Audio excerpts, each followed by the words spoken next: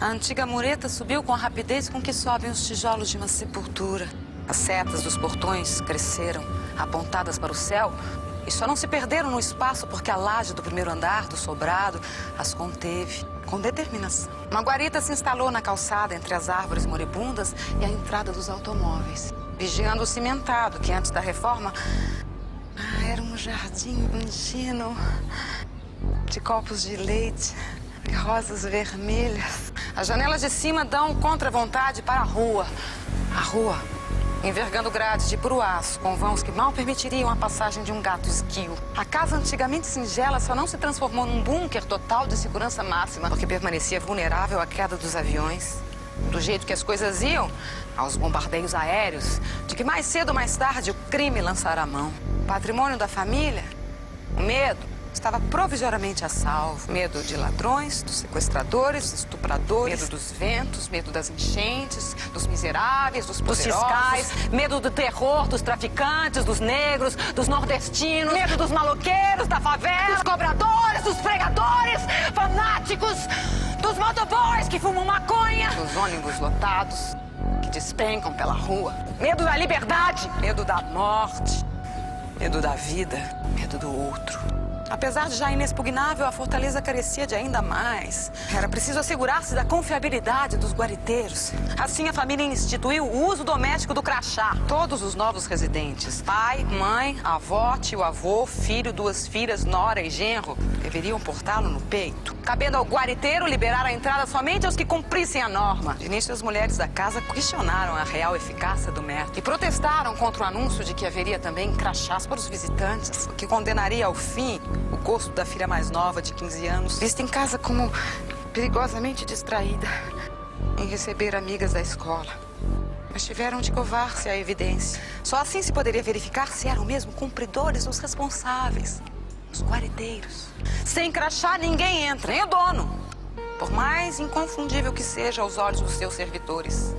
Decidiu-se ainda pela obrigatoriedade de os guariteiros preencherem relatórios diários, enumerando horários de saída, entradas e numa coluna de ocorrências extraordinárias a passagem de terceiros, como carteiros, entregadores de jornais, mendigos e outras pessoas vistas com suspeita. Quem sabe se não estaria ali se esboçando o crime hediondo de um sequestro? O crescimento vertiginoso desse tipo de evento nas estatísticas determinava a preferência da família por carros populares, os únicos capazes de não chamar a atenção dos criminosos à espreita. Mas como bastasse um único descuido para pôr tudo a perder, resolveu-se elidir os riscos, providenciando-se a blindagem da frota familiar de 1.000. No mês seguinte, decidiu-se instalar uma câmera de vídeo voltada para os portões. Evoluiu-se para um sistema completo de captação de imagens e de sons, ocultando-se microcâmeras e microfones nos pontos do lar considerados estratégicos. Também feminina foi a primeira resistência a esse avanço. Quando a filha mais nova de 15 anos, vista em casa como perigosamente distraída, esqueceu-se da vigilância eletrônica e masturbando-se, foi surpreendida pela câmara instalada na despensa. Por não saber como abordar o assunto, o pai fingiu não ter visto nada e transferiu o fardo para a mãe. As mulheres foram informadas de que sua intimidade estava suspensa, não lhe sendo aconselhável banhar-se ou trocar de roupa sem antes reservarem horários apropriados, de curta duração, em que as gravações nos banheiros seriam interrompidas para revisão técnica. A mãe contornou o mal-estar, argumentando que se aquele era um preço alto a ser pago, seria ainda muito baixo, caso as câmeras viessem um dia a registrar cenas de estupro. Quanto a filha mais nova, de 15 anos, vista em casa como perigosamente distraída, foi severamente admoestada pela indecência com que gerou a situação. Mas ganhou da cunhada para consolação um filhote de chihuahua, a que deu o nome de Speedy Gonzales. E tanto se apegou que passaram ela e o animal a ser tratados em casa como Casal Gonzales. O sistema de segurança era agora comprovadamente perfeito. Mas se algo falhasse, foi necessário reforçar a defesa com pitbulls amestrados, Goebbels e Goering, como penúltima instância. Sim, porque havia ainda uma última instância. Metralhadores de cano curto, Kalashnikov, adquiridas a um contrabandista para armar a família contra as terríveis consequências de um porre. De um surto de loucura, ou mesmo da traição do segurança nordestino de plantão. A traição do segurança nordestino de plantão! A lógica imperava mais uma vez. Para enfrentar o pior inimigo, só mesmo com a mais poderosa arma do pior inimigo. O recebimento de pizza 2 vezes por semana mereceu o nome de Operação Marguerita 1. Temos repetido depois como 2, 3, 4. Consistia na distribuição dos homens da família em pontos recônditos da casa.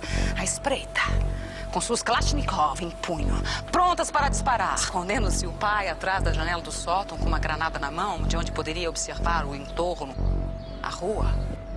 E contra-atacar se necessário. Enquanto o mulherio se postava em alerta na sala de jantar, empunhando talheres pontiagudos, especialmente afiados para a ocasião, com que decepariam os vilões acuados, os dedos ou a mão, com o que mais fosse preciso. Tio avô recebia a entrega pelo vão da jaula, de portões. Não sem antes obrigar o entregador a provar um naco da pizza, para certificar-se de que não trazia soporíferos, barbitúricos ou drogas de qualquer espécie que pudessem arrefecer as trincheiras da família. Porque atravessar a vida arrastando esse fardo cruel, que nada contém senão o medo do que poderia um dia, talvez, quem sabe, porventura vir a acontecer. Por que não baixar a guarda e cuidar sem temor, para que a vida pudesse correr solta lá fora? Lá fora! A filha mais nova, de 15 anos, se chegou a fazer essas perguntas em casa. Foi vista, é claro, como perigosamente distraída. Ingênua! Como seria possível fecharem seus olhos para a realidade? E a realidade é que hoje não se respeitam mais os valores que fizeram o mundo caminhar até aqui. Sabe onde se escondem os bandidos? Nem mais se escondem. Hoje são as pessoas direitas que se escondem. É preciso desconfiar de tudo e de todos, porque o tiro certeiro ou a bala perdida vem. Não se sabe de onde, mas vem. Chamar a polícia? Nem pensar. Seria o mesmo que abrir as portas de casa e expor as fragilidades do nosso reduto a pessoas suspeitas, que depois certamente darão serviço a sabe-se lá quem. A distração da filha mais nova de 15 anos, vista em casa como perigosamente distraída. Speedy Gonzales, filhote de Chihuahua, escapou para o quintal, invadiu o cercado dos pitbulls, sendo estraçalhado por Gary. Vinha atrás a filha mais nova de 15 anos, vista em casa como perigosamente distraída, que não chegou a tempo.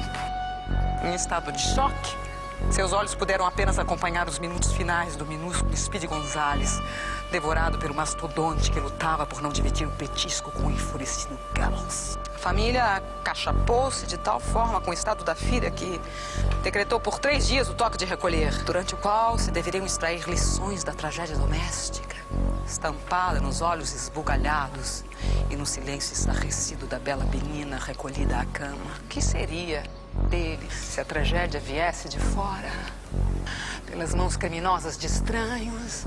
Já no 2º dia, porém, a consternação familiar se esvaziou, dando espaço a algo irrefreável que tomava o corpo. Um discreto sentimento de orgulho para com a atuação de Gary em sua primeira situação de risco enfrentada naquela casa.